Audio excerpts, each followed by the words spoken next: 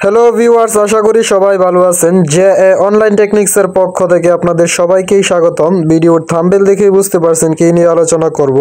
কিভাবে গ্যালারি থেকে ছবি হাইড করবেন সেই বিষয়টা নিয়ে আলোচনা করব। আপনি চাইলেই কিন্তু আপনার গ্যালারি থেকে যে কোনো ছবিকে হাইড করে রাখতে পারেন এবং আপনি ছাড়া কিন্তু এই ছবিগুলো আর কেউ দেখতে পারবে না।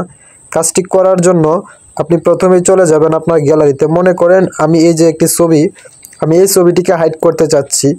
তাই এই ছবিটিকে হাইড করার জন্য ছবিটির মধ্যে ক্লিক করার পর আমরা একটি থ্রি ডট নামে একটি অপশন দেখতে পাবো। আপনার গ্যালারির মধ্যে যে সিস্টেমে থাকুক না কেন, ডান দিকে উপরে নিচে অথবা থ্রি ডট নামে একটি অপশন দেখতে পাবেন। আমার এই দিকে এটা নিচে আছে, তাই আমারটা নিচে দেখাচ্ছে। আপনার গ্যালারি কিন্তু উপরের দিকেও দেখাতে পারে।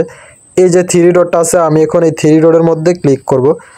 আপনি যখন থ্রি ডটের উপর ক্লিক করবেন তখন আপনার সামনে ছোট করে এ ধরনের একটি ইন্টারফেস ওপেন হবে। আপনার গ্যালারি অনুযায়ী কিন্তু এই ধরনের ইন্টারফেসটি ওপেন হবে। ইন্টারফেসটি ওপেন হওয়ার পর আপনি এই ইন্টারফেসটির একটু নিচ দিকে গিয়ে দেখবেন হাইড নামে একটি অপশন লেখা আছে। এখন আপনি এই হাইডের উপর ক্লিক করবেন।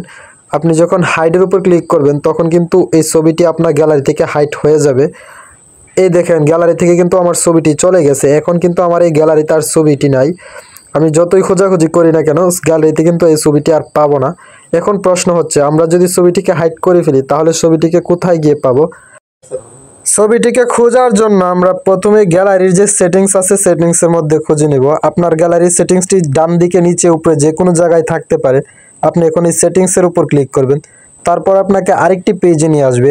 আর এই পেজের মধ্যে আপনি হাইড অ্যান্ড ফটো নামে একটি অপশন দেখতে পাবেন। এই অপশনটি আপনার এটি নিচে উপরে যে কোনো দিক দিয়ে থাকতে পারে। আপনি এই হাইড অ্যান্ড ফটোর উপর ক্লিক করবেন।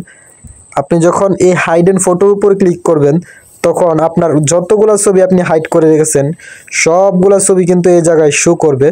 আশা করি বিষয়টি বোঝাতে পেরেছি। যদি কোনো প্রশ্ন থাকে তাহলে কমেন্ট করে জানাবেন। আপনার প্রয়োজনীয় বিভিন্ন ধরনের ভিডিও আমি আমার চ্যানেলে আপলোড করে রেখেছি, তাই আমার চ্যানেলটি ঘুরে আসার জন্য অনুরোধ রইল। সম্পূর্ণ ভিডিওটি দেখার জন্য ধন্যবাদ।